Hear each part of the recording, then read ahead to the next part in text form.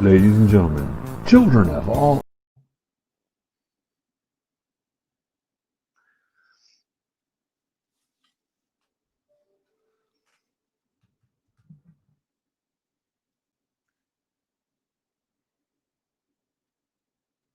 All right, not sure what happened. That was, it usually plays the little theme song there. I don't know. Ladies and gentlemen, children of all ages. It's just weird. Our video is having trouble tonight.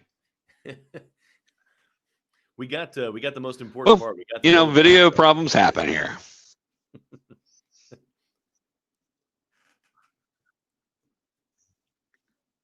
That's all right. That is true. We did get the logo. GeekyKOOL presents episode 31. I am Professor. Ace is not with us at this moment, hoping she'll be able to join us. She was having some problems with an automobile stuck. She was supposed to be on her way back, so hopefully she'll be back here with us soon. We do have our good friend Josh over here from the Nerd Informants, and we're so glad you're here with us today, Josh, because we wanted to talk a little bit about movies, and you guys are the experts. We know Tim is unavailable, but we're bringing in the big guns. So. Hey, I just want to say thank you, Larry, for having us on. We always enjoy our conversations with you guys. Proud to support you. And when it comes to movies, hey, I'm all about it. So while Tim plays Santa Claus, I get to hang out and have all the fun.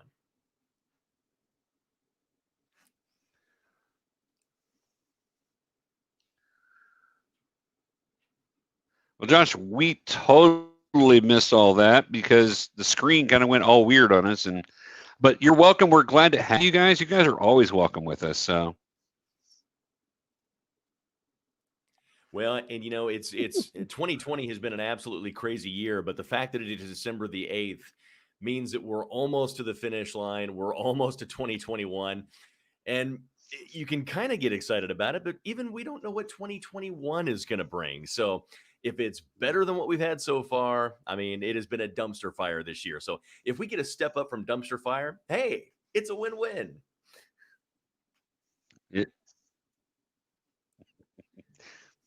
I agree completely. I agree completely. Yeah, it has been a dumpster fire. And for those that were interested, my house is almost finished from all the repair work from 6 months ago when the tree fell through it. Wow. Well, 6 months. Who is your contractor? You need to fire your contractor. Oh, they've done $130,000 worth of repairs. They stripped everything out down the studs on the inside. The only thing that was still in there, the subfloor is gone, everything. So the only thing that was left is the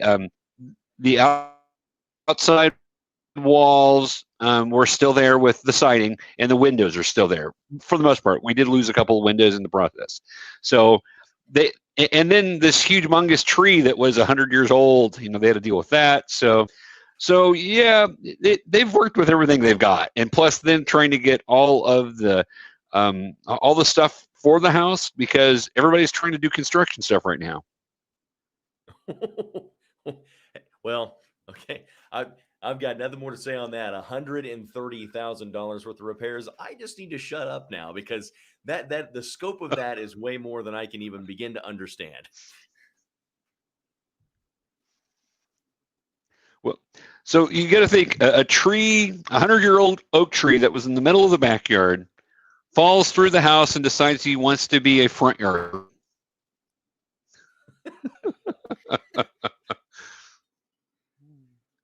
Indeed, man. Well, I'm happy to hear that the repairs are moving along well, and hopefully at this point now, after all these months and all that work put into it, hopefully you have no holes in your roof. You legally give us an update there. No holes, right, in the roof?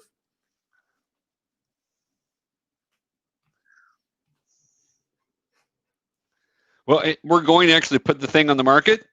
Something about kids that were in sleeping rooms where a tree falls through. A little trauma there. So we're putting it on the market, but got rid of a tree. And if you want to buy a house with everything brand new on the inside, brand new plumbing, brand new appliances, brand new walls, brand new flooring. Man, I've got it for you. So If only I was further along in my house with my mortgage, I might take you up on that. Just make sure you strip all the trees that are remaining on the land away. well, I appreciate that. Anyway, I just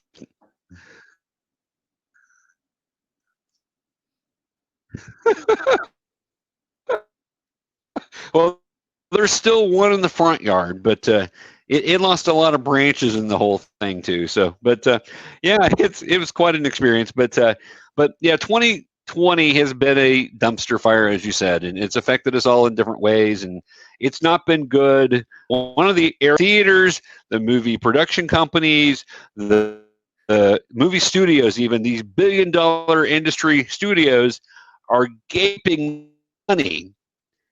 And of course, that leads us to our discussion of what Warner Brothers is going. Oh, yeah.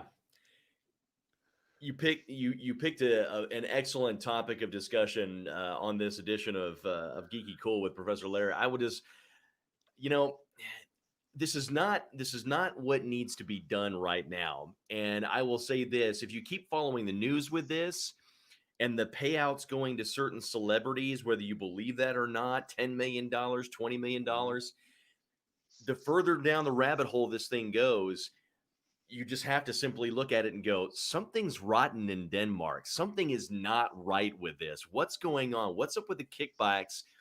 Just how Right. down and dirty did HBO get with this? I mean, everybody's going out going, well, it was the only recourse we had. It was really the only path we could take. Well, no, not really. It's not the only path you could take because you already changed your release window on a ton of your films from 2020. That was path one. This is path Right. number two.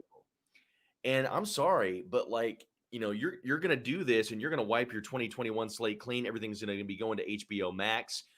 We've got decisions that we have to face as consumers and lover of movies and lover of movie theaters for that matter.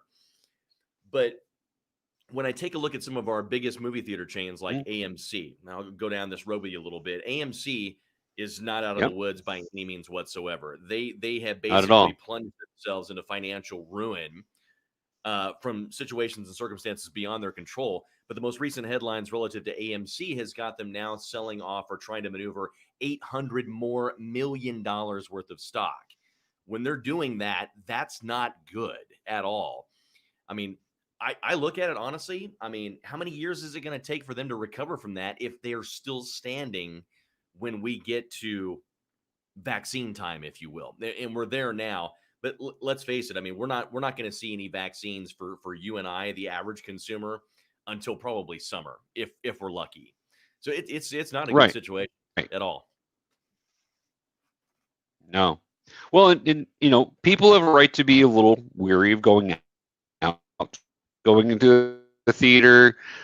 Theaters can't sell tickets the way they used to.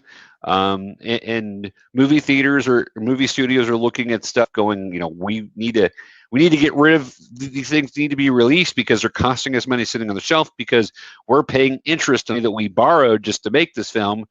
And we're doing this on other films coming up, and yet we're not releasing them. So everything's kind of in a quandary. So I get it, but yeah, it's movie theaters are taking the brunt of this though, and a lot of them aren't even open. A lot of towns have shut back down or are looking at the possibility of doing that, and movie studios are the first ones to go under with that.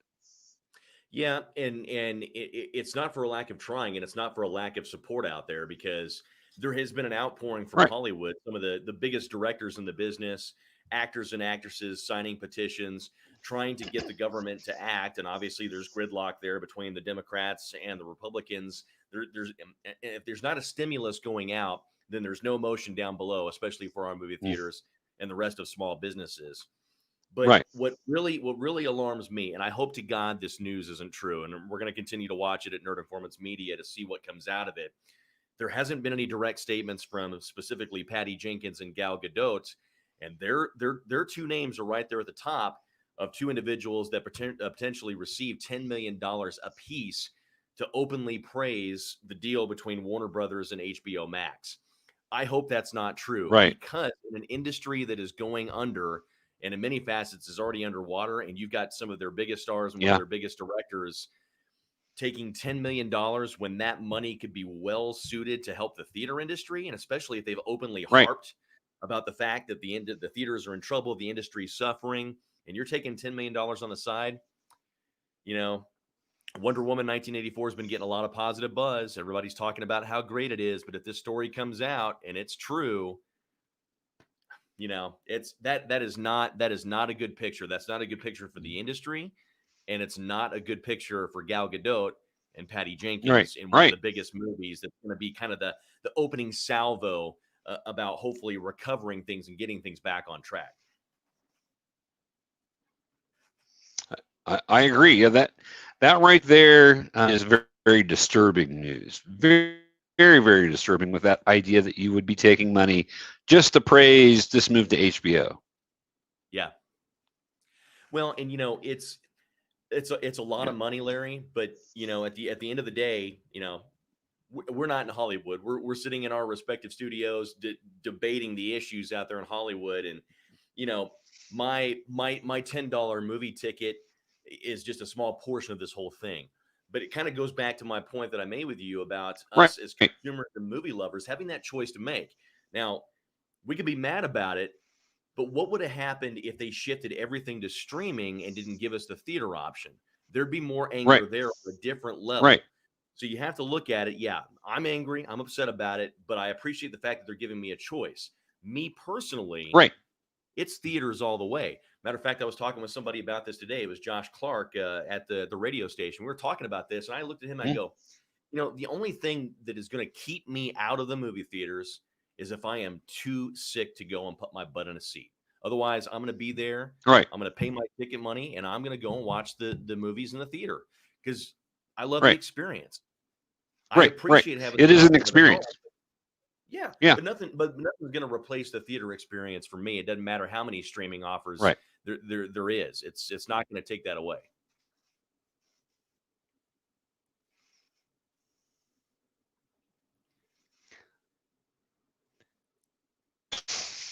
So in a discussion I had last week talking about the comic book industry, basically going through a similar thing. A lot of stuff is looking to go to digital. A lot of hardcore comic fans are very resistant to go to digital because you don't actually have those paper copies. That's how you've enjoyed your media. This is very similar.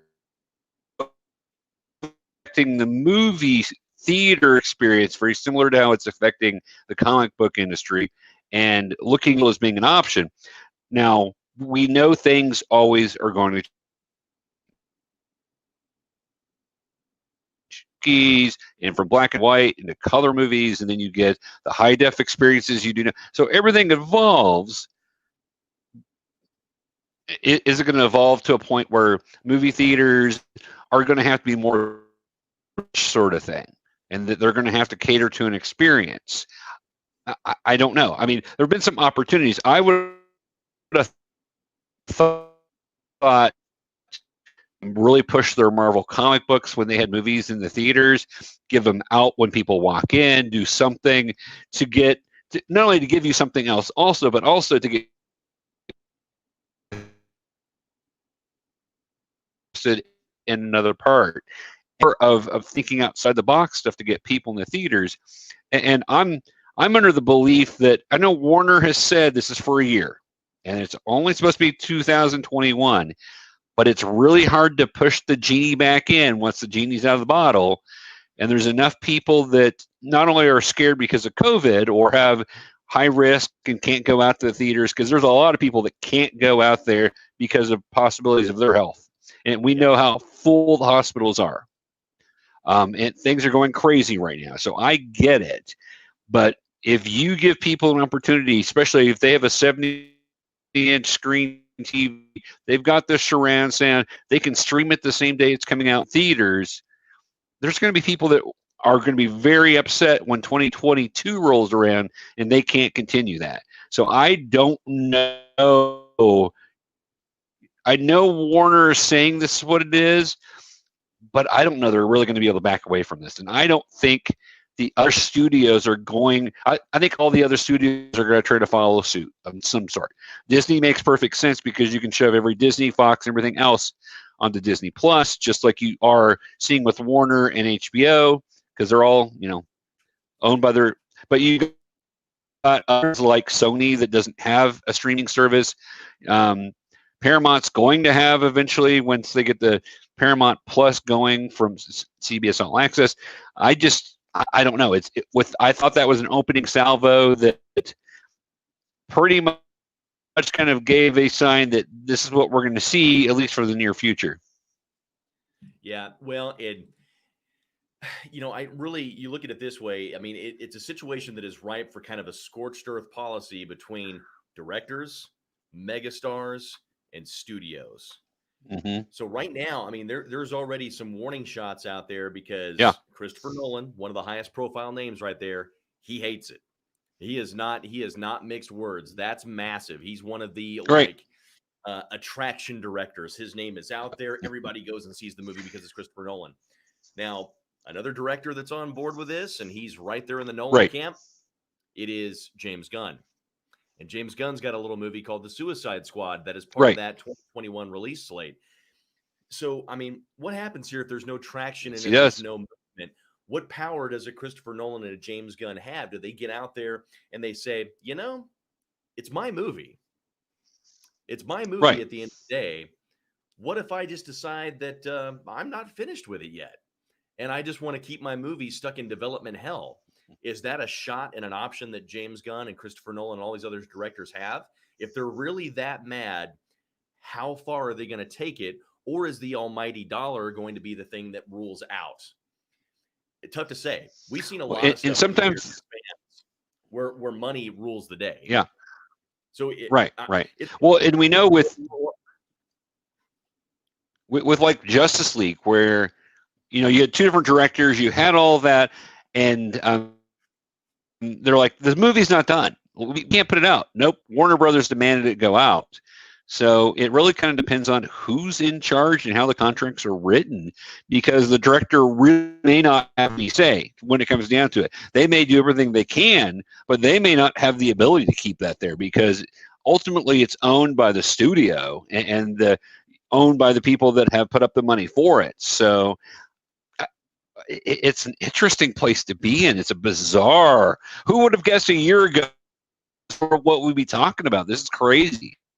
Yeah, well, and I'm going to be watching. Matter of fact, even if it's not a movie, it feels like a movie right now. Get myself a big old tub of popcorn, and I'm going to be watching whether we go in the camp of the almighty dollar or if Hollywood actually stands up behind its morals and says, this is wrong.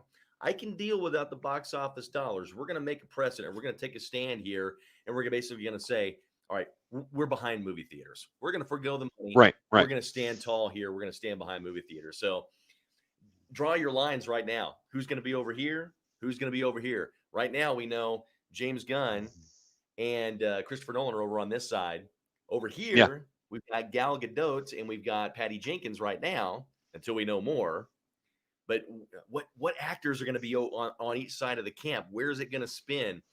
There are some big studios out there right now. I mean, I'd like to see Marvel and Disney kind of weigh in on this because they're major power players in this. There's already rumbles right now as to whether or not Black Widow is going to end up on streaming. There's a big developers conference that's coming up. They're going to be talking about this and the new slate of films for Marvel and Star Wars and for Disney Plus. I'm going to be real interested to see if we get some investors and some bigwigs that come out on that stage and go, we'd like to issue a statement on the HBO Max Warner controversy, or are they just going to keep their mouth shut? Right. Well, I mean, or are they going to say, not only are we on board, are we on board and we're going to send it over to our streaming service over at Disney Plus? Yeah. Well, and Disney has a huge investors meeting later this week. So I think a lot of what we're going to see will come out from there. Because Disney's been leaking money, and people don't understand how much in crisis Disney is. They are slashing acquisitions. They're doing everything they can to become solvent. There's talk of merging Hulu and Disney Plus, which I saw coming a mile away. And a lot of it's just trying to beef up how many numbers we have to be able to show investors. And if the investors look at it and say, you know what, Warner's doing this, and they're going to beef up their number of people with HBO, we need to do something similar. I have a feeling Disney will cave. Yeah. Well, and I looked at all the titles of films. I got excited. I mean, HBO Max, am I going to run out there and am I going to... For those of you watching, we are having a little bit of technical difficulties, and that's okay. Yeah. Am I going to pay $15 or $16 for HBO Max down the road? Maybe, but it's only going to be if the situation really dictates that I need to have it. And that's going to be a situation where if I get sick and I can't go to the movie theater, I got no other option. Friday is out, it's release day, I can't go to the theater, then that'll be the time I plunk down my money. But it's kind of like break glass in an emergency when it comes to streaming, And I don't want this conversation to seem, Larry, that I get that, Jeff. That I'm anti-streaming. I am not anti-streaming because I'll freely admit right here, right now, I've got my Disney Plus. I have got my Netflix account. I love them both. I'll take fine examples of original content coming through streaming that I have thought is absolutely amazing. The Queen's Gambit, highly recommend it with Anya Taylor-Joy. Watch it if you haven't seen it. The Mandalorian, basically reinvigorating fans' love for Star Wars. So there are reasons why streaming is viable and it's huge. Are we at that point where we're going to be living in a day where it's all streaming 24/7 and the way of the movie theater is gone? We're not there yet. As bad as this year has been and as in dire straits as the theater chains are in, movie theaters are not over with yet, in my personal opinion. So. Well, and again, I think it may come down to adaptation. What do they adapt to also supplement? What do they adapt to provide more bang for your buck for the experience? At the price of HBO Max, but that's the price of a movie ticket. That's going to see one movie. So you've got people looking at that option. Do I pay to go in the theater for one time? And that's if I don't get any food. That's if I don't get popcorn, if I don't get my soda. Because if I go and do all that, I'm dropping $50. So the other question I've got is society, are we at a place that you and I are about the same age? Where I'm probably older than you, so I apologize for saying that. We're at a certain age that we're used to seeing movies in the theater. We grew up that way. I actually grew up going to the drive-in. Saw movies in the drive-in theater. Saw that go almost extinct, but now it's making a comeback. But we grew up with this experience. Today's kids, are my children, 19 and 11, are they going to be as upset about movie theaters not doing as well as I and you are? You and I am. I've said that completely wrong, but that's because that's really who's going to eventually. Yeah, that is an absolutely awesome question. I could not have framed it any better. And I've got an answer for you. My answer to you is no. It's not going to resonate with today's kids as much as it is our generation. The mid 30s, early 30s, late 20s, all the way up to 50, 60, so on and so forth. Today's kids, it's just not going to resonate. And I say this. I mean, it's not an insult. It's not negative, but come on, we go around and we talk about kids, we talk about teenagers. Where are they getting their content? They're getting their content on their smartphones, their streaming services. They're the ones that are tapped into Hulu and Amazon Prime and HBO Max and Netflix and Disney Plus, and they're flipping between mediums and they're on the binge kick and all that stuff. They're the ones that understand the binge language, but they're also the ones that don't really care about going to the theaters. It's just not something that they really worry about. So, well, I'll watch it at home or so And honestly, too, there's a lot of legacy moments that today's youth has missed out on as far as the movie going experience goes. I mean, you go Right. back and just think about your personal like last 25 years of film going and think about all those major film releases over the last 25 years that gave you a reason to get in the car. And basically, it was an experience, whether it was a date, you're Right. taking your wife, or you're taking your kids for the first time. And that just sticks with you.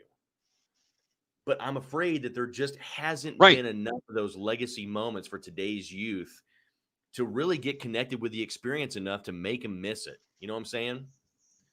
I do. I know completely what you're saying. I agree. Now, I've taken my children to see all the major releases. Both of them, I've always wanted to go along with me. So we've gone to see every Star Wars, every Marvel, every DC movie as it comes out. Unless, of course, they're grounded, then because of whatever behavior or whatever. So I've kind of given them those experiences. And so I think it will resonate more with them.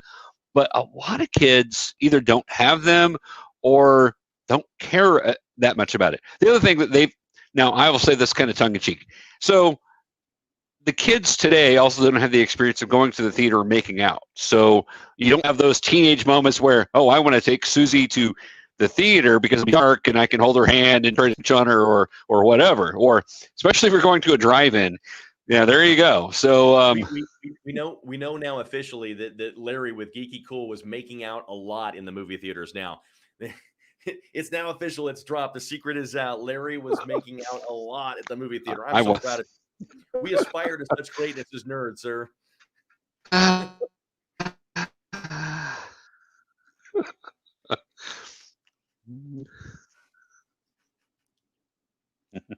Well, thank you. It was the 80s. You had all the best 80s movies to make out to. I mean, gosh, I mean, the laundry list of films. See, you had all that. I mean, you know, what are kids going to the theater now today? I mean, you know, they go and yeah, I went and saw Freaky with my friends, or I went and saw this and that. It's a different landscape today. It really is. I mean, we've you know, kids got the Avengers films, they got Marvel. I mean, if there's anything that can connect youth to the cinematic experience, it would be the Marvel Cinematic Universe. It would be the latter Star Wars films. Right. Is that enough to really stick with somebody to get them to care about the theaters? I just don't think it's enough. It's not enough time, you know?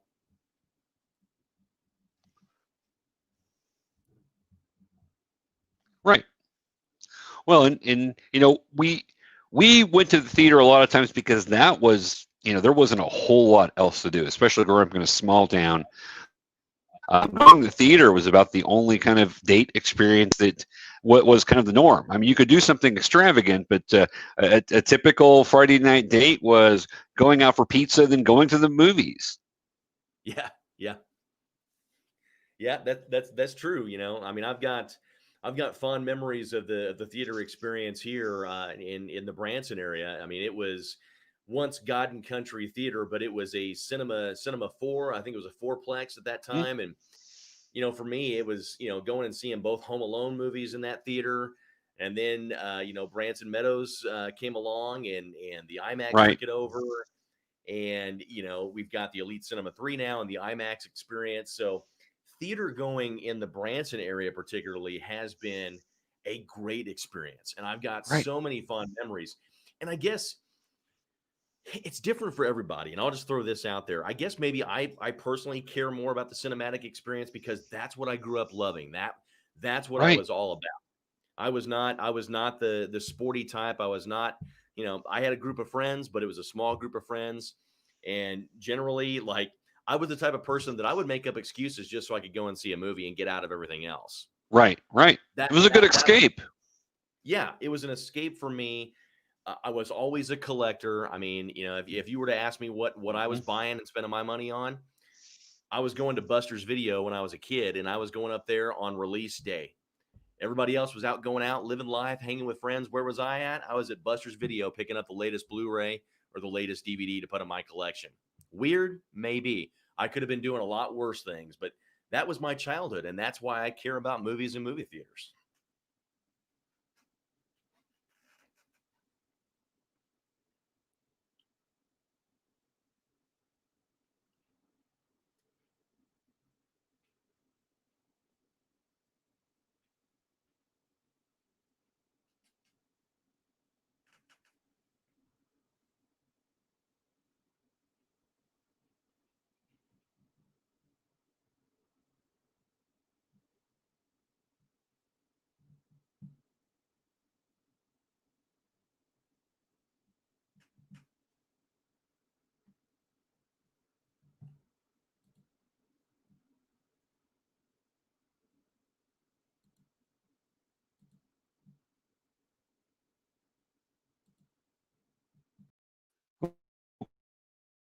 Nope. Add to the stream there. All right. So it looks like we're back. So I apologize. I don't know what all is going on there, Josh. My apartment complex had internet issues earlier in the weekend and thought they up and had a more earlier today. Was told they were all cleared up. So I don't know if that's causing us some issues, but I'm. Yeah, it sounds like it might. I've got you, but it's kind of spotty on the audio. But hopefully you caught the longest portion of my rant there before we dropped out. It was a sweet rant. It had a lot of heart behind it. No, we did.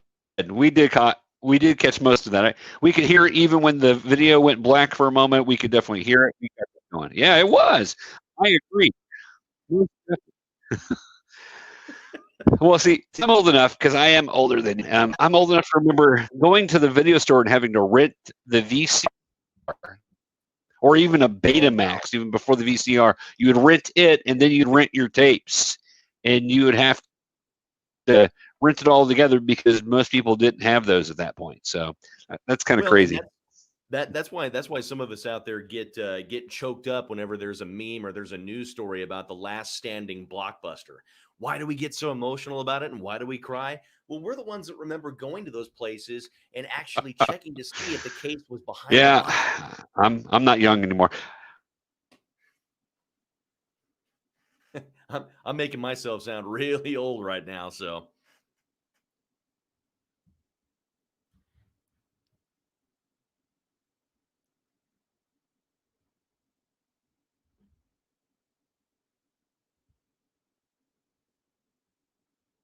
But what I will do, just in case everybody can still hear me, I'll keep the conversation going while Larry gets reconnected. It's just, yeah, you went in there and you were making sure the case was behind the box. You were going and picking up candy from the video store. The latest like minifigure collectibles that they would have around the counters up there. I mean, going to the video store was an experience just like the movie theater was. If you did it and you did it a lot, that's why you care. That's why I care. It was an experience. It was a full experience at that point. So, yeah. I don't know if that means. But no, I'm with you there. And the craziest thing is, I don't know if that meant that I had a sheltered experience when I was younger, but I can live with that. I lived thoroughly. I lived vicariously, one movie to the next, and quote to quote.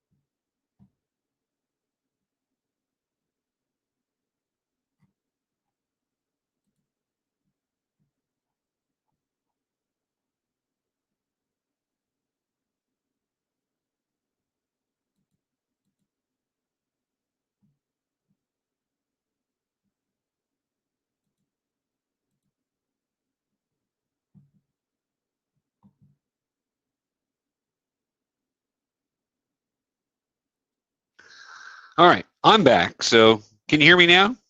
I can. Oh, that is a lot better. So, all right.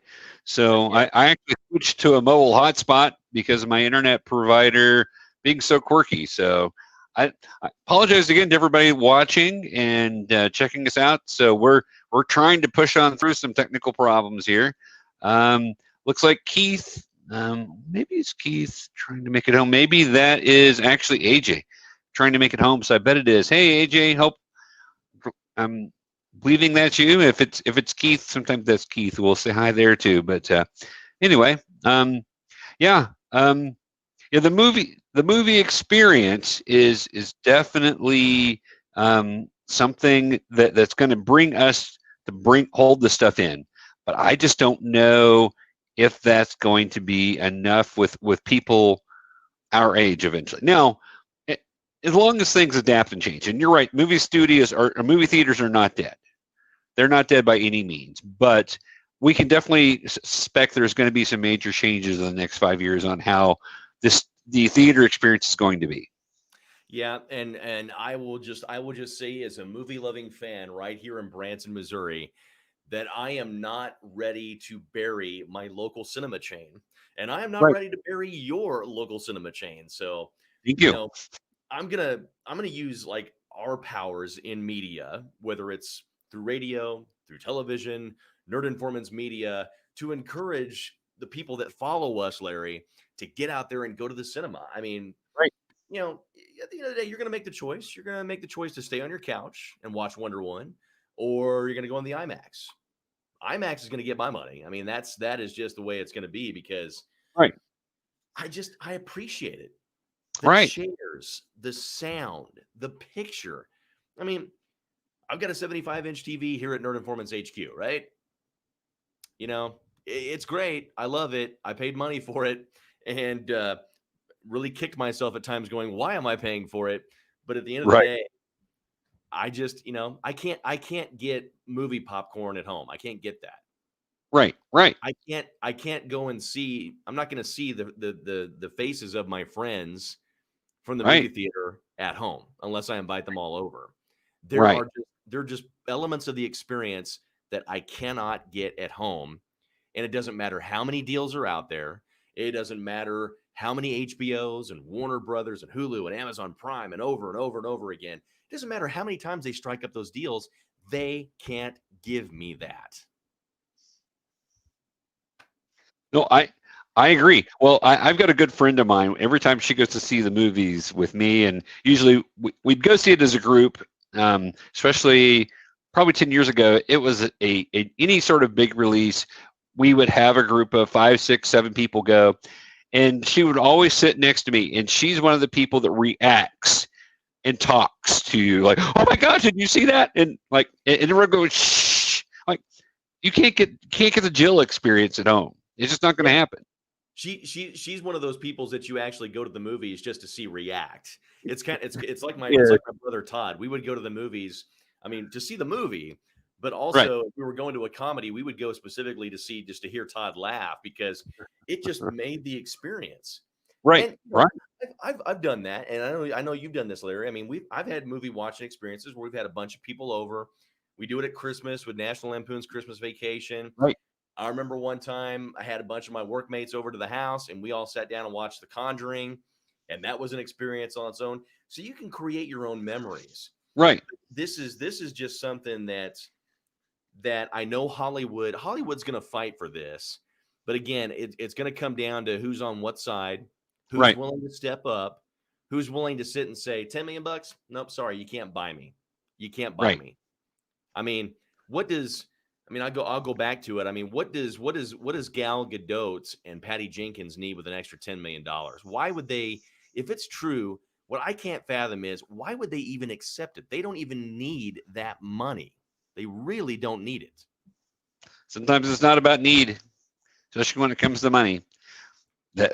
People that, and I, I don't know either one of them personally. I don't feel like that's probably them as people, but I don't know. I just don't know. So, but it does raise some questions. Well, we've got several messages here from AJ. So let's throw this up here real quick. So it is AJ. Hey, Jay. So sorry we're missing you. I hope you're driving home safely and get that car home, and hopefully everything's going well with it, because I hate when nothing worse than being broke down out of town. That's just horrible. So Yeah, no doubt about it.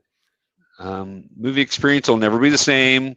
And I agree, there's going to be changes. It's going to be different. And I'm hoping they'll find a way to make it still meet those needs that we've got to have that theater experience, because there's nothing like seeing that blockbuster in the theater. Some movies, we talked about Wonder Woman, that was designed to be shown in the theater, to experience it in the big screen, in the sound. And yeah, you can watch it on HBO Max, but you're not going to experience it at the same level. True. So, yeah. Well, and that's true. The COVID has fast forwarded a lot of things, a lot of changes that people kind of saw coming. I know that's true in the comic book industry also. And we're talking about how those are kind of mirroring each other, but that's true. People have been saying changes are coming. And some people, some people are saying part of the problem is theaters haven't done enough to bring people in. And there's some truth to that, especially certain big chain theaters have had some, they basically just assume that if a big blockbuster was coming out, you're coming to their theater because they were the big boys. And sometimes that's just not enough. So, but part of it's also been the way Hollywood has done things is really sunk theaters. And part of it's putting out crappy movies or remaking good movies and making them into crappy movies. Those are problems that the theaters didn't create, but the studios, because they're being lazy. And, I don't want to throw stones anywhere. I'm just trying to, so, and finally, she has to say, the Supreme Court decision to allow studios to own theaters, which is an interesting thing. And will there be just a Disney theater you go see your Disney films in and have an experience? Is there going to be a Warner Brothers where you go meet Daffy Duck and Bugs Bunny on your way into theater? I don't know. It's a possibility. It's all well and good, but I mean, honestly, to me, that would be a disaster until they got it figured out. I mean, because what are we going to do here in the Midwest? Are we going to have to drive to St. Louis because that's where the production companies want to have their theaters because it's a big city market, and then the rest of the world? Then at that point, we have to stream. We don't have a choice because we want to go and see it. We got to go 4 hours to go watch a movie, and at that point, that goes back to a situation of forcing my hand. Exactly. You adapt to the situation that's presented to you. And we would drive 30 minutes to the drive-in, but that's way different than 4 hours. I mean, 4 hours, and you're having to make a day experience out of it and eat out and multiple times and all that. So and see, and that was something. I mean, AJ makes a good point with this comment here about local theaters trying their best, playing old movies, and the studios weren't releasing movies. Yeah, they did. But like, I remember having a conversation with Trent, and I'm not going to call anybody out here on camera, but I'll just say he was doing an amazing job, doing what he could with what he was allowed to do. But at the end of the day, he wasn't given creative carte blanche. Right.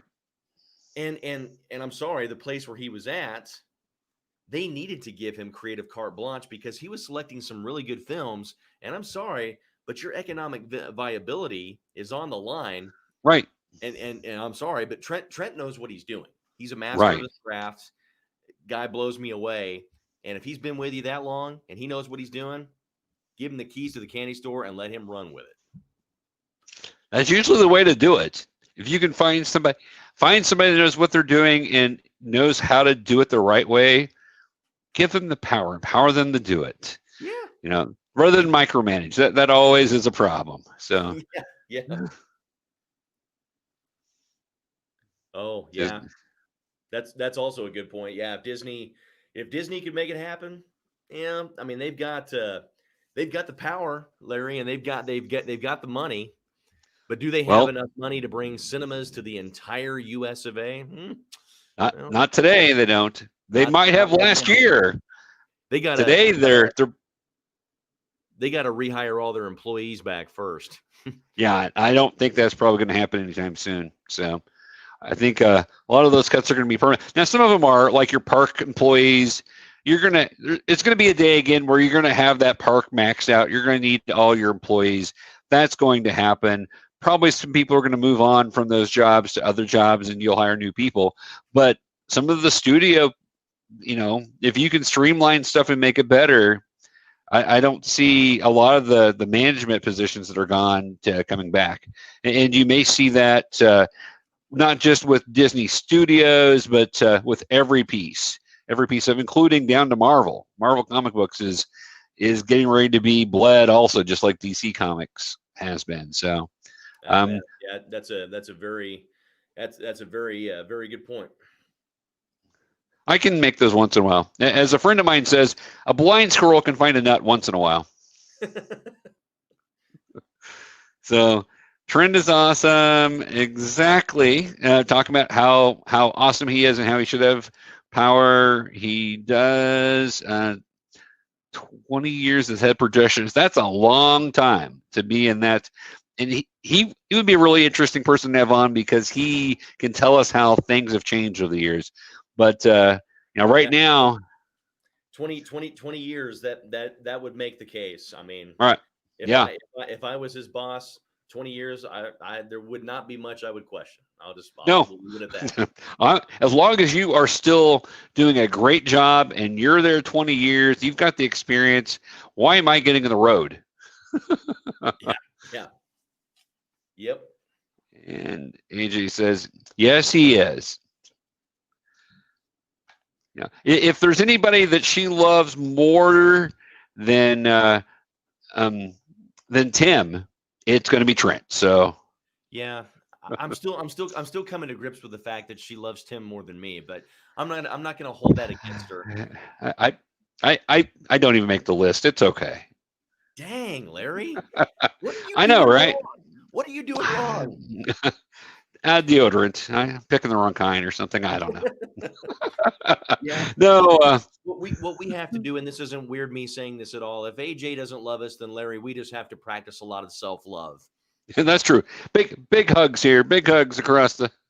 Yes, as Deadpool would say, Larry and I are touching ourselves tonight. Way to bring in Deadpool. See, okay, wow. See, look at that. Look at that last comment that just came in. See, AJ, you're not balancing your love very well.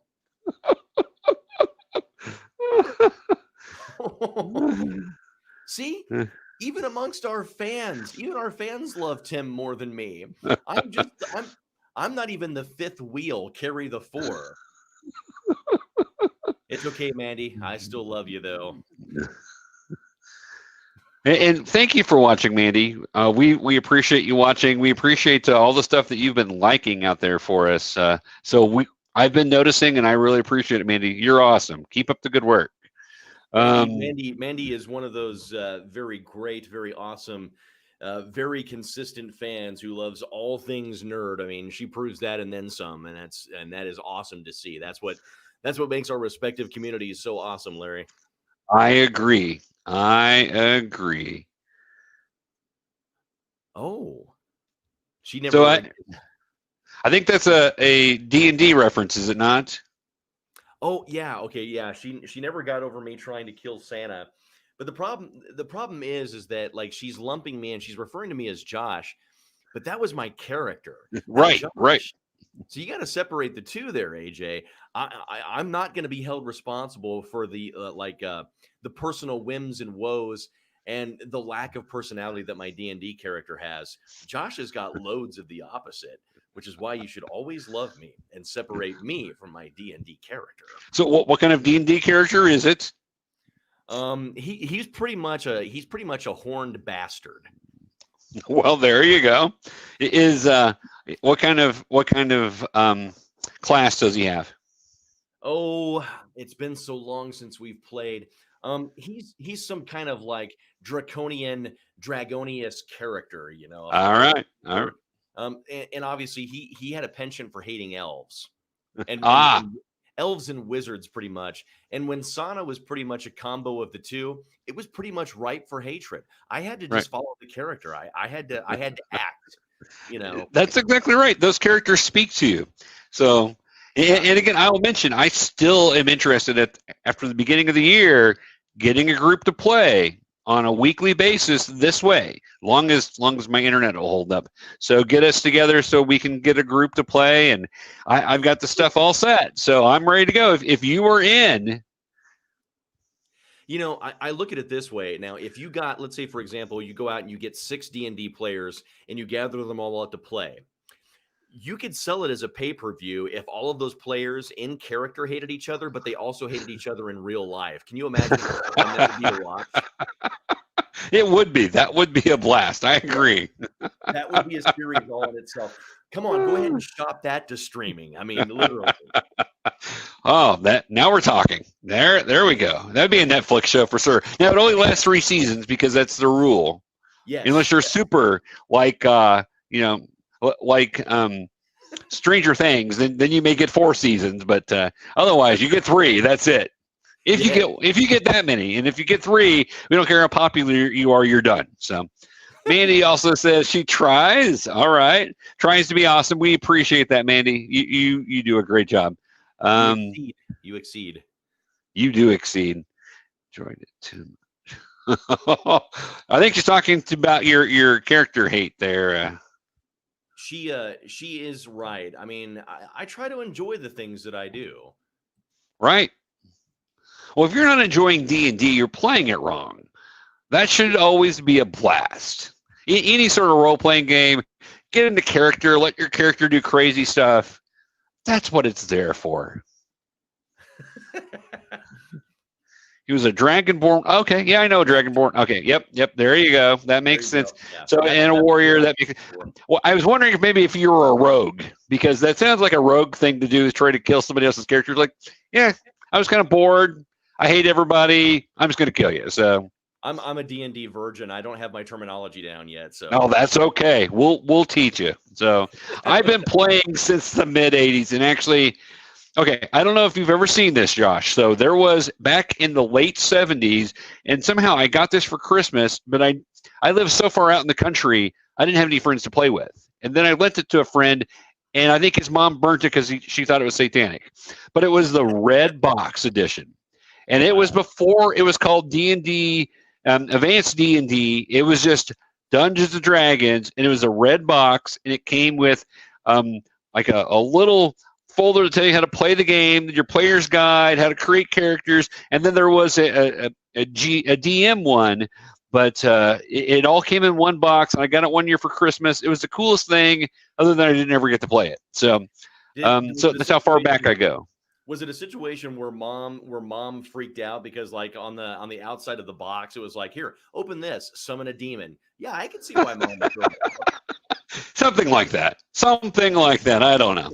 My mom, I think, is the one who bought it. So my mom wasn't throwing it out, but it was somebody else's mom. So I love Dragonborn. Yeah, Dragonborns are a cool race. I agree. You definitely will get noticed if you're a Dragonborn. There's no way to not get noticed in a group. You show up in the middle of a village and they're like, oh, look, it's a Dragonborn. It's hard to hide as a Dragonborn. So. Well, you got to look at it this way. Dragonborns are awesome, Mandy. Why? Because they really, really hate yoga-loving elves. Oh, that's funny. Oh, wow. That's what I'm saying. I'm all in favor of this because I've got the stuff to DM. I used to game master several games over the years, but it's been a long time. But I've got the stuff. I bought it back because I really seriously want to do a GeekyKOOL, and our fellow friends, including the Nerd Informants, we want you guys to be a part of it if you're interested, and do it like this. So we don't have to worry about coming into people's homes right now, and we can tape it, and then we can all attach our names to it, and that can be out there regularly. And I think people would love it if we could get somebody from not just you guys, but also get somebody from with Keith and Gary and everybody else. I think we'd have a great time. Hey, there's Ace. You made it back. It's the elf that I hate. I'm gonna so get off much. here because you guys are breaking up, and I'm gonna try to get back on. For some Okay. reason. Okay. All right. Well, she sounded good. She was crystal clear. She did. She did sound great. So. Yeah, but no, like, okay, Geeky Cool Nerd Informants D&D COVID edition. And then Right. like the part about it is like you get a bunch of our friends. So, you think about Hawk and Fanatics and the Fan and all those guys. We get everybody in the room. We play D&D. And it's going to be a drunk version of D&D. You have to take a shot every time you try to habitually self-promote yourself. I like it. I like it a lot. No, let's go back to this. I think this is better. No, I think that would be great. Well, Hawk would be drunk in the first 5 minutes. So. Well, yeah, there is. Yeah, I think I'm having issues. You're not. Oh, we can hear you. We can hear you well. Yeah. Can you hear us? I at first I couldn't. You guys were like popcorn. Yeah, it's because Larry and I talk a lot. That's probably true. That's probably true. Well, we were having internet problems earlier. It seems to have all cleared up now that I've kind of switched things up. So Larry decided to prostitute his hotspot, and once he did that, everything is magical. It's true. I'm not going to touch that with a 10-foot pole. Oh, come on, touch it with a 10-foot pole or a yardstick. You just always want me to touch it. Do you have a pencil there? Is that?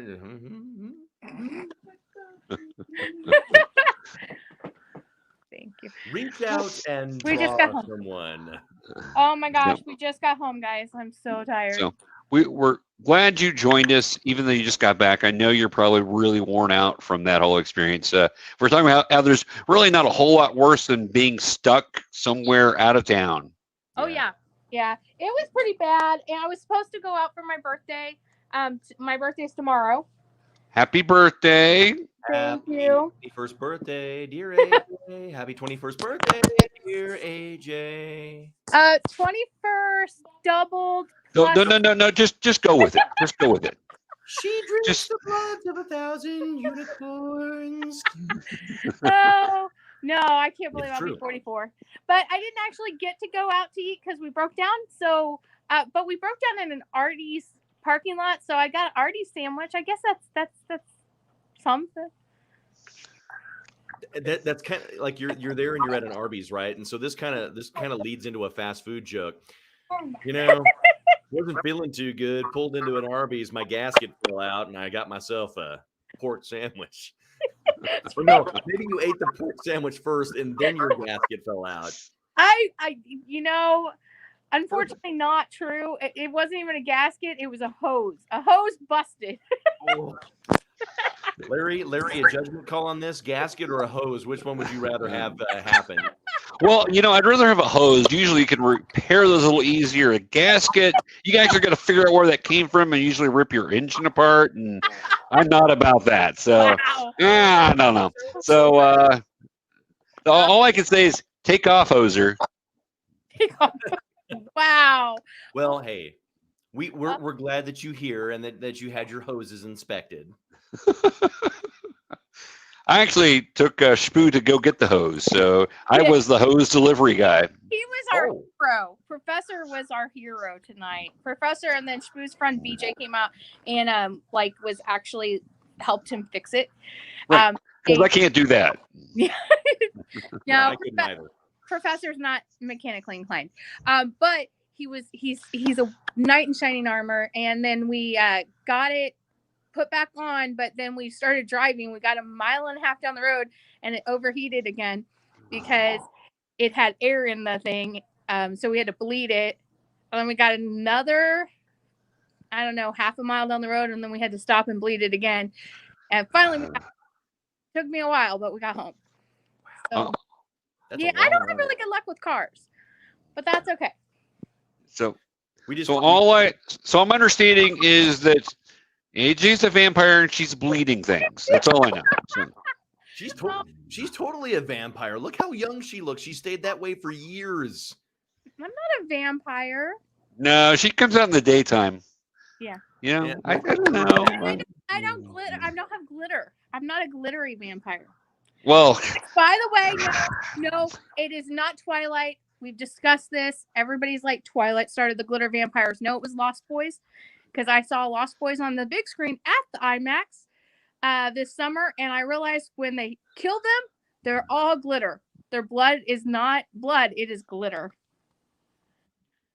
Yes. Okay, I got to call you out on that because I No. love me some Lost Boys. Where in the hell did you see glitter in that movie? So when they're in the cave and they kill Marco and they stab him and then they come out into the sun, the Frog Brothers are covered in glitter. And it's a true thing because I'd never seen it before. But when I saw it, I texted Trent and I was like, are they covered in glitter? And he went and saw it the next day and he was like, oh my God, I've never noticed it.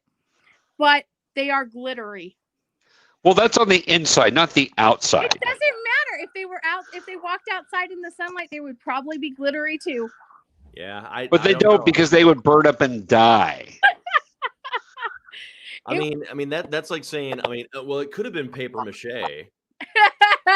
No. Hey, literally, that cave had like all kinds of debris. There was all kinds of like moss hanging around the cave entrance. And when David is killed, it's glitter. I seriously, it was glitter, and I was like, this is not possible. I looked over at Spoo and I was like, we've been giving Stephanie Meyer so much crap for so many years for inventing glittery, sparkly vampires when Lost Boys had them first. But Lost Boys, even if that's true, even if that's 100% true, Lost Boys is cool. Twilight is just sucks your life force out of you, where you want to slit your wrists and let a vampire drink you because it's so painful. I agree with that. I think Lost Boys is beautiful. It's one of my favorite movies from the 80s. I love that movie so much. But Twilight, I take it for what it was, and it was a bunch of people who didn't really want to be the roles that they were in, and a studio who's like, we can make millions because the books have made millions, so let's do it. I just look at it this way. Twilight had a profound experience on me. I just wanted to buy stock in Express and then exfoliate for 2 hours. You would make. Oh, see, now I just want you to cosplay as like Edward. I was always Team Jacob. I'm sorry.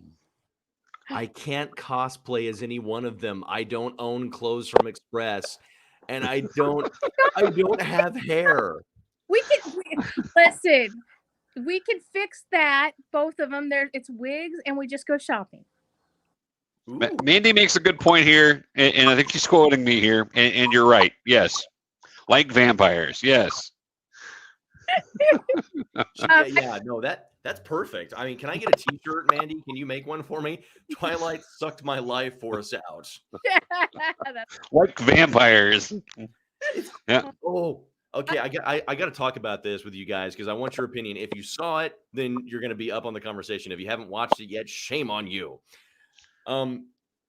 Josh Gad was back, reunited apart, by the way, and he did a Wayne's World edition. Have you watched it yet? No, not yet. Oh my God. Wait, I've heard about it, and I was going to watch it, but I got called into work, and I've been working nonstop since I got back from. Between that and then, of course, the charitable live read of the Goonies, which they did the entire movie from front to back, made my entire life. And then Josh Gad returns. They got like almost all the cast back. It was fantastic. Tia Carrere was there. Garth Algar. I will say this. I think that they even got Rob Lowe. Oh, that's awesome. I think that COVID-19 has hurt the movie industry, but has given all these actors downtime to be able to do stuff like that. Right. Like we've been able to see these great like weird compilations. Oh, I think that's probably like weird compilations or reunions that probably wouldn't have happened and stuff without COVID. So that part, I guess, is your silver lining over the death of the theater. If that is true, though, then there's no excuse we don't have Dr. Horrible Part 2. We need Dr. Horrible. I'm just saying. I mean, they recreated the lines from the movie. It was so magical to watch. They even got Dana Carvey to recite one of my favorite lines from the movie. And you know which one I'm talking about, don't you? If Benjamin were an ice cream, he'd be pralines and dick. Oh, Josh, I love you. If did you ever get excited when Bugs Bunny would dress up like a girl bunny? No. Me neither. There we go. Hey. Oh my gosh. So Hey, Garth, Terry's got something he wants to tell you. Here, come over here. I love you, man. I love you. Thanks. Thank you. Hey, if I had a chick like Cassandra, I wouldn't bring her here because this is like a fully functioning babe lair. Ribbed for her pleasure. Ew. I think one of the most random lines from that movie has always been my favorite, which is just simply, I don't even own a gun, let alone many guns that would necessitate an entire rack. What am I going to do with a gun rack? You don't like that? No, if you're not careful, when you're going to lose me. Get the net. I do not know how this became a Wayne's World episode, but okay. Just go with it. Just go with it. My fellow brother in Baldom came into the room and everything went off the rails. There you go. Oh, I came in. I was like, wait, I'm up there. What do I do? Oh, wait. I gotta say, that's one mighty impressive shelf of wares you got behind. Oh, that's just one of them. Hold on. I will go into the Well, you gotta show off I'm in here. I can do it. Okay. So using Oh wow! Now that one I've seen. We saw that on the last stream. That's amazing. Yeah, it's been redone since I was last on here. I've got to ask, like, that's got to be like a miserable thing to dust. Like, I would get carpal tunnel trying to dust that. Every couple of purchases, like once I get a couple of new things, I will bring everything down off the shelves, which this is like a 2 or 3 day project sometimes. Yeah. So bring everything down and just rearrange all of it and then just kind of dust as I go. Yeah. But that's got to be one of those situations, like Larry, like this is interesting here because we've got like the most adorable nerdy couple here in nerddom right here in front of us. It's like one of those situations where it's like, can you picture it? Here's the home life, right? Like we're in the middle of the 3-day project, all the stuff's down off the shelves, everything's getting dusted and looking all nice and neat. Collectively, they look at each other and go, "Have you touched the kitchen? I haven't been in there in months. What are you talking about?" No. I'm the cleaner. That's all me. Yeah. Spoo is the cleaner. I will do dishes sometimes, and I will do laundry sometimes. But for the rest of it, he takes care of all of that for me. So I am very, very lucky. I'm one of those weird people that I actually enjoy cleaning. I especially like bringing everything down and reorganizing and all that fun stuff. That's my version of playing with my toys. Yeah. So I like doing it. Okay, so last round was difficult because I got a new shelf. So I was like, okay, I can finally like fan stuff out and because it was all getting really cluttered. And which it looked cool cluttered because it made it look like there was more than there is, but fanning it out so you can actually like see stuff. But then it was like there's a couple of shelves down here that are off camera that are actually empty. So which that's a weird feeling for me. So there's actually more stuff actually in the living room where AJ's at now. So I'll show you the living room because he's in the studio. So we have the Michael Myers house that I made him, the diorama, and the Freddy. Above the TV, we have, I don't know if you guys can see all of it. That's all of the Diamond Select View Askew Universe figures. So Clerks, Mallrats, Jay and Silent Bob Strike Back, Blunt Man and Chronic, and Reboot. And then they also released a line what they called in-action figures for all the movies up to, they stopped at Clerks 2. They had a line set for Clerks 2, but they never released them. So that's all of those as well. This is my living room wall. I love it. And why do I love it? There is no room for anything else other than memorabilia. Right. This is our nerd kingdom. He has the studio has been converted into his collectibles. I don't collect as much as he does. So the living room has mine, But I collect art. So like I had so many comic book covers that are prints of comic book covers that I literally just completely did one whole wall of DC comic book covers. I mean, I have a Marvel wall and I have my anime wall. So this is my house. Man, No, you didn't show off the X-Wing. can I come over and move in? Because my walls are too bare. I'm kind of bored here. And then so this is a flea market find that is pure went to the gold. flea market and he saw this and he had to have it, and so I'm the best girlfriend ever because I bought it for him. Oh. That is a Toys R Us display X-Wing that I found at a flea market for $24. You know, And guys- It's 32 you inches. guys It's like love each other 32 so much. inches, I It makes me believe. even more sad that I'm still single. You know, I don't know how I managed to find someone that not only puts up with all my crap, but puts up with all of my crap. not only puts up with it, but I encourage it. When I find stuff for him, I will buy it. And I'm telling adds to it, yeah. you, if you are happy in nerddom and you've got the situation that the two of you do, then I think it needs to be put into Webster's dictionary with a hashtag. If you're happy and you're in a nerdy relationship, what are you? You're hashtag spoo. He's just very lucky. No. It's true. Yeah. Yes, to Larry, put up it's all of sickening. it. It's sickening, Larry. Anyway, I know.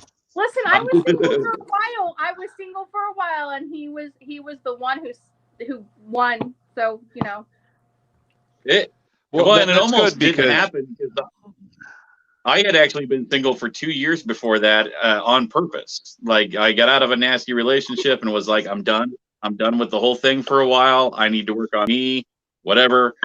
And I didn't want anything to do with it. And then along comes this person that has to check in on me every day and make sure I'm not blowing my head off or something.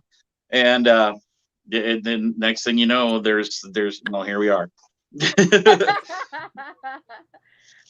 It's beautiful, man. It's beautiful.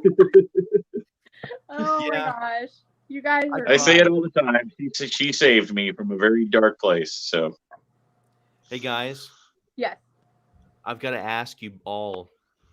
I mean, I'm kind of afraid that we're going to be like venturing into a dark dystopian future where I can't go and sit in leather-bound chairs in front of a giant screen anymore. Yeah, I know. And I feel that HBO Max might potentially be bringing on the apocalypse prematurely. And, you know, there's money involved and dark forces at play. And, you know, I'm kind of scared for the future. What do we do as nerds and fellow lovers of movies to try and navigate these uncertain times? I mean, if the COVID doesn't get us, the lack of movies might pick up the slack and take us out after. That is so true. yeah, I have a plan for this. Actually, the way that I see it is all of those. I mean, I especially not. I'm kind of the all-inclusive nerd. So, like all the movies we watched growing up, all the comics we read growing up, all of those wonderful D&D games that we played growing up, they were all training us, teaching us, pushing us forward to this day. We are prepared. We know what to do. We know the resources we need. We know how to handle the hordes or whatever may come at us. I think we will be the ones to inherit the earth. I like that a lot. That's his. Think That about is, it. that is. He says it all the time. We've spent our whole lives preparing for this. We just didn't know it. I mean, Right. you know, the monoliths started appearing like all across the country. Yeah. Everybody was getting hyped for that. We thought that the coming alien invasion was going to happen before the year was out, and then all of a sudden, It might. some ignorant racist went out into the mountains of California and took that one down, and Yeah. then some artists came out and said, "Hey, we created them," and it's like, oh, the alien visage just completely disappeared. Darn it! Whatever are we going to do? But the Unless they're shapeshifter aliens. thing with Well, the what's crazy? What's crazy is that earlier this year, the Pentagon flat out came out and was like, so a couple of years ago, we released some videos of some objects flying in the sky that we couldn't identify. Well, Yeah. this year, the Pentagon did confirm that those things that they were seeing were not from Earth. They confirmed that, and it But- completely went over everyone's head. Well, COVID happened. Yeah. Right. Yeah, there was that. They're like, oh, everybody's in a pandemic. By the way, aliens are real. So, okay, go ahead. Because my boyfriend's a conspiracy theorist. He's not. He doesn't believe it, but he watches all of them. Yeah. So, Well, I'm just fascinated by them. I don't buy into most of them. the thing with the monoliths, I think it was great because it got us to talk about something other than COVID and how it's just disrupted our lives, and it gave us like something else to focus on. So I'm all about art, so I'm good with that. As for what we can do to make sure that, like, I have grandchildren, to make sure my grandchildren actually get to go to movies when my age and stuff like that. I'm sorry, he's got the tinfoil hat on. I can't. I made that hat, by the way. Back to conspiracies, I had to. We have to just like remind people on the platforms that we're on how much fun movies are, how important it is, not just for the movie industry, because the movie industry, let's face it, they're going to make money no matter what. We've seen that with COVID and them not putting movies out into theaters. They're still making money when they release movies onto demand. But it's important for the people who, I worked in a movie theater. That's how I met Josh. I worked in a movie theater. It is for a few years, and I was a manager there. And so many people have their livelihoods in those mom and pop theaters. It's not the big theaters that are suffering the most, even though they are suffering. It's the people who work at those theaters, and it's the small business theaters that are suffering. And we talked about Trent and the IMAX and in all these other local businesses and theaters that over the summer we saw, from Ava to St. Louis to Springfield to Branson. We saw these small business theaters putting on old movies for people to come see for like $5 a pop, $8 a pop. Shpoo and we took Lex to see the Goonies. We took her to see Wizard of Oz. We took her to see all those. We went to see some. Yeah. But we were there and not very many people were there. Yeah. And it was like me and one old dude watching Ferris Bueller's Day Off. There was just two of us in the theater, and I'm like, well, there was one of them we went to that was just us, wasn't it? It was what was the one Lost Boys? The first one we went to. Was it Gremlins? What was the first one we went to? I don't remember now. I don't either. But anyway, yeah, it was just us in the theater, and I think that the most that we saw was when we saw Gremlins or Goonies. There was like 4 or 5 other people there. Yeah, but Wizard of Oz. I really wanted to jump in when you guys were talking about what? Wizard of Oz had 4 families that were there. Yeah, with us.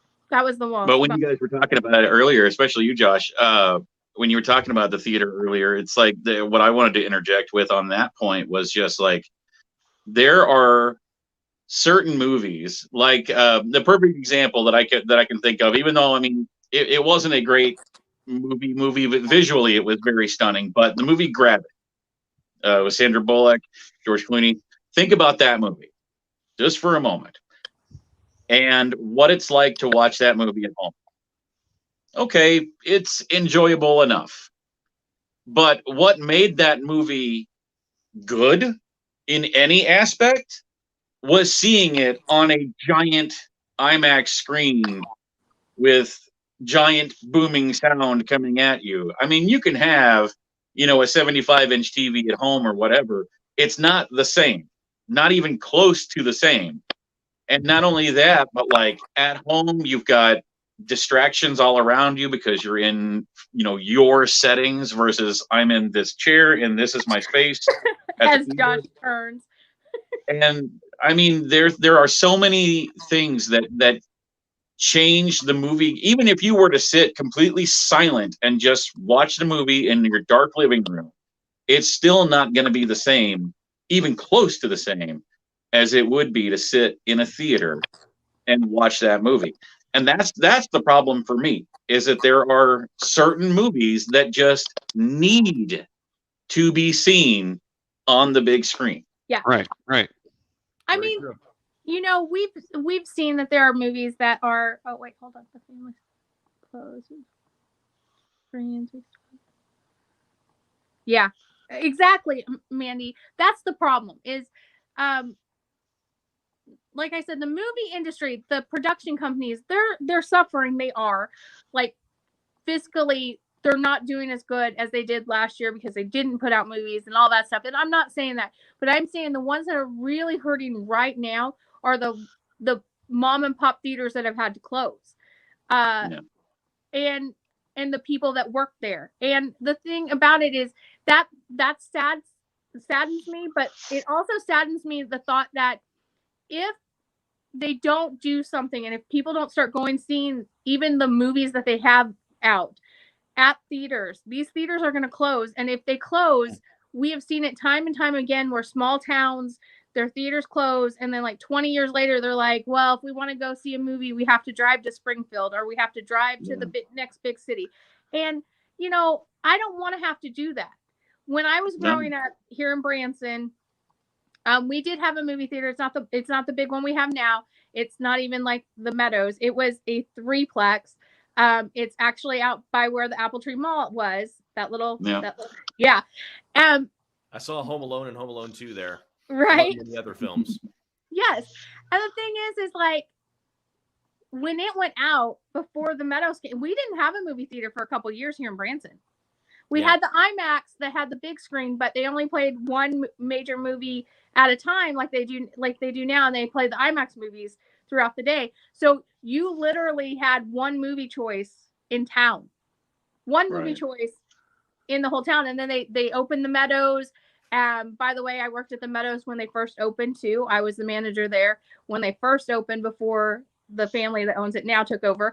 But they opened the Meadows, and we had like 12 different movies we could play throughout the day. That was huge for Branson. And Branson's not an itty-bitty town. It's these towns like West Plains and Ava that only have the 3 plexes that now do not have that because there's not enough movies being put out for them to justify opening their doors and having to pay their employees, because they don't have the money to do that, because people aren't even coming and seeing the movies that they are playing. If you love movies and you love that experience, the fans are the ones that are going to be able to keep it alive. Nobody else. And you know, we're not making money. Nobody's really making money this year. People are struggling like crazy, but we still spent, you know, $10 or $15 to go take, you know, Spoo's daughter to go see The Wizard of Oz on the big screen, to go see Goonies on the big screen. It's the same thing as paying for a streaming site, except you get the experience of going and seeing a movie as it was intended to be seen.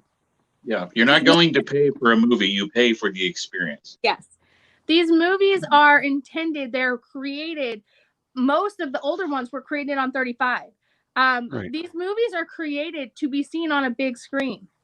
And yes, some of us have big screen TVs. Most people don't. You don't get to see everything that you do. You don't get to see the little nuances of color changes. You don't get, when it's on a smaller screen, you don't pay attention to the settings. You don't pay attention to the costumes as much. If you're at home, like Spoo said, you have distractions, or you can pause a movie and go and come back to it. But when you're completely enveloped in the movie by sitting in a dark room with a bunch of strangers, social distance, by the way, please, but with a bunch of strangers, and have that sound go wrap around you, and visually you are within that movie, that is what it was created for. The biggest thing that I'm going to miss, midnight premieres. I mean, because I'm the guy that, like, the movie starts at midnight. They're not going to open the doors to the theater until about 11:15, and I'm going to show up at like noon. Right. Just like hang out, because I mean, you meet so many cool people. It's like I hate crowded theaters. I despise them. I start getting claustrophobic around people that I don't know. But at midnight premieres, it's totally different because I know that I'm in a room filled with like-minded people. Right. And so, Right. like, it's like inviting your friends over for movie night just on a grander scale. Because, like, now you get to, that's like the one place where people can, like, flat out scream things out at the screen. And not only does it not, get people angry, but they'll, like, encourage it. I mean, just because it's like you're there with a bunch of your friends. You just don't happen to know your friends by name. Well, and now some of the movie theaters are letting you actually rent them out for that experience. So you could get a movie theater, grab 10 of your friends, and for $100, go have an experience, or 20 or 30 people. So you can do that. I will say, Josh, one of the things that, as we were talking earlier about from the childhood, the other thing missing in that dark room, of course, are the couples making out. So. Well, and if you need a reason to understand why theaters are viable and why we need them, I go back to my comments about 2020 being like the ultimate dumpster show and dumpster fire for that matter. But go online and look at any one of the reaction videos that people captured from inside a theater, like when Captain America lifted Thor's hammer for the first time and the crowd was going nuts, or Wonder Woman walking through the field. Yeah, or the Star Wars reveal trailers from Celebration, and people were going absolutely nuts. Go back and watch those videos over and over on YouTube, and just let that feeling sink in. If you were there, you're going to remember it. I can watch those videos, and I get goosebumps because that's just how much cinema impacts me as a fan. I get goosebumps watching that stuff. When I'm in a theater and I'm surrounded by that level of emotion and there's audiences that actually care, they get invested, and they just rock and roll and they respond to every climactic moment in the movie. That's why the movie-going experience is not over with yet. And that's why we need to do our part as fans, buy those tickets, go and see the movies, encourage our friends to do the same thing, and support Hollywood as best we can. The people that are going to stand up and really try to get government action going on. That's why it's important. That is why it's important, because if I manage to have kids at the age of 65, I would like to pass that on to my child before I die. Very hopeful, are you? Yes. But no, I mean, I think I've laid it out perfectly. I mean, I do not ever want to see a day where I can't share in that with my friends and strangers in the theater. I need that feeling. I propose a GeekyKOOL movie night where, I mean, this is something that would obviously not happen in the near future because there would be money involved with it. But to look into that, like actually, see about find a cheaper way of renting out a theater, getting a cool movie, and then just putting the invite out there and seeing if we can actually get some people to chip in and have just a big cool nerd get together movie night thing at a theater. I think that'd be great. I just propose that we name the event Goosebumps Cinema. Well, then are we watching Goosebumps? Because that could be a problem. yeah, I know, but just go or back. How about just save the cinema? Yeah.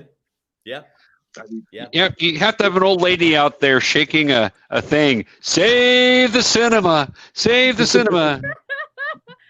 Okay, or Cecil B. Demented, one of the two. I feel like I'm the oldest lady here. Do me here, a favor, kid, and thumb $100 to save the clock tower. Yeah, exactly. The thing is we know enough people in the movie industry locally, in the theater industry locally, cosplayers, nerds, and stuff, like enough people who are passionate enough to help do this. The only problem I see with that is trying to not get it organized, because I can organize anything. And it's just trying to get people involved. Right. Safety measures. Yeah, safety first. Yeah. Well, in we may have to wait till the wave of COVID being such a spiked as it is right now. We can get past that where our hospitals are full to make sure, because that is safety is going to have to be a big issue for anything, unfortunately. And there's going to be a lot of people that would like to do this that because of COVID, because of their health issues, that aren't going to feel secure to do this. But I'm hoping that we can do something like that. That would be amazing. I'd love to do that, guys. And I bet GeekyKOOL could sponsor that. We could probably co-sponsor it with with the Nerd Informants and with Skallywag Productions. We could have a big old group thing going on. I mean, yeah, if the more names on it makes it look like it's a bigger event. So I mean, exactly. We Get the our Nerd Informants on there, and they have like so many people following them. They're like true. They're famous. That's true. They're up there with Keith and Gary. So I was gonna say, Keith and Gary would jump on board with that. He's just frozen there. He was doing that earlier, but that was because it was the internet earlier. Now I'm trying to decide if he was legitimately frozen or if he was just sitting that way. It's Josh. He's just sitting there. It's just Josh being silly, Josh. Guys, Josh, this has been absolutely awesome. I wish I could stay longer, but I do have to go, sadly. Yeah, and we need to wrap up. But thank you, Josh, for coming on. I love this. This is like, there's nothing greater. I mean, I've got people that respect the hairstyle. I've got people that are educated and professors. And then there's AJ. Ball Brothers represent. Josh, I'm just glad I finally got to do a video with at least one of you. I've got to say this just to make it clear to everyone. Yes, I love Timmy because he's a big teddy bear, but I also do love Josh. I do. You mean to tell me that I'm going to have to change the way I look for you to love me? No, trust me. I mean, what? You see my boyfriend back there, like, bald. He's like, you're fine. You look great. We can be related. I mean, Spoon, buddy, I'm not good enough. This is not fair. Josh, you're good enough. He's nicer to me. Well, okay. All right. I love you, though. It's okay. I love you. I love you. I love both. As a friend. Love you as a friend. I love you. You've been in the friend zone. Listen, all right, guys. I put myself in the friend zone regularly. We thank you, Josh, for coming on, man. That you really saved us. Thank you for bringing your expertise to this. Spoo, thank you for joining us also. I appreciate you jumping on here with us. And, of course, Ace, I'm so glad you were able to make it tonight with us finally after the whole problem with the car. Could I make a quick announcement? Yeah. Thanks to this guy right here, right above me there. Thanks to him and another friend of ours as well from Iowa. We will finally be able to start putting videos out again. We had a massive critical computer failure before, and we lost all of our editing equipment and everything. So we are finally able to get back into doing this. So as such, the plan is, and this may take a little bit to implement, but the plan is right at the beginning of January. And it's also that instead of doing my couple of videos a week like I used to do, I will be going back to doing 5 videos a week, Monday through Friday, and every day will be something completely different. So like one day is going to be the regular mindless dribble like we were doing. One is going to involve AJ, and we're going to be doing some like conspiracies and unsolved mysteries, that type of stuff. Reviews, just a little bit of everything. But every day will be a different thing. So beginning of January, Skallywag, we will finally be back. And check that out on YouTube, guys. Right down there, we do have links to those guys. And check out the Nerd Informants over there. We've got Facebook, and we've got them on YouTube, and their podcast. They're on Twitter. Check them out. Josh, I hope you know we do this every week. Every week we throw that up there for you guys. Yep. And then we also have our friends Gary. They also do and macrame. over at Pop Culture Minefield on YouTube. They're on Facebook as well. Go check them out. And remember, guys, if you guys like what you see, give them a like, give them a subscribe. Hit that subscribe button. It's so important. You like what you see? Send the likes and share, because we are trying to bring all the nerdy geekiness to you guys. Yep. And make sure to check out our site, GeekyKOOL.com. We do have new articles put up pretty much daily and try to keep you guys informed. These guys over here at Nerd Informants will bring you the headlines very quickly on Facebook. You can usually check out what's going on there. So we're excited about all the nerdy stuff. But we thank you guys. Lift go your ahead. head a little bit. If AJ would lift her head, she could have his eyes and her mouth. Oh, well, there you go. Gosh, you got cleavage. I like you better now, Josh. I don't know. What can I Best say? of both worlds. So I did want to say about the whole conspiracy thing. You know, this whole thing with COVID started after we charged Area 51. That's all I'm saying. It was not a problem until then. What were you saying? Yeah. Oh, yes. Yeah. Larry. Oh, you guys are so That one guy that did the Naruto run, he had to ruin it for everyone. Everyone. Now we've got aliens flying in the air, things showing up, COVID. We've got Godzilla attacking Japan, and next week, I don't know. So nobody ever thought they were going to see aliens or Godzilla appear. Nobody. But when the dinosaurs came, they were the biggest ever. They were the biggest ever. Nobody ever thought we'd have dinosaurs this time. We had the best dinosaurs. Absolutely loved it. The dinosaurs were huge. Oh my God! Seriously. Well, I mean, after the monolith, I will say, if it's any comfort to you, that after the monolith started appearing, I did go outside and throw a bone up in the air, but it didn't go out into space and become a baby. So that's a good sign. I'm taking that as a good sign. So for now. You mean to tell me that if you go outside and you throw a bone into the air, you'll get a baby? That's how that works, right? I'm going to try that. See, here's the deal, though. This might get a little weird because I don't have any, real bones. The only thing I've got is milk bones. No. you get a puppy. And if I get a dog, baby. Never mind. I was going to make it way worse, but I'll refrain. PG for the moment, I was guys. just going to say you had to, kind of shake it a couple of times before you throw it, but yeah. Oh my God. True. I didn't do the visual. I was going to.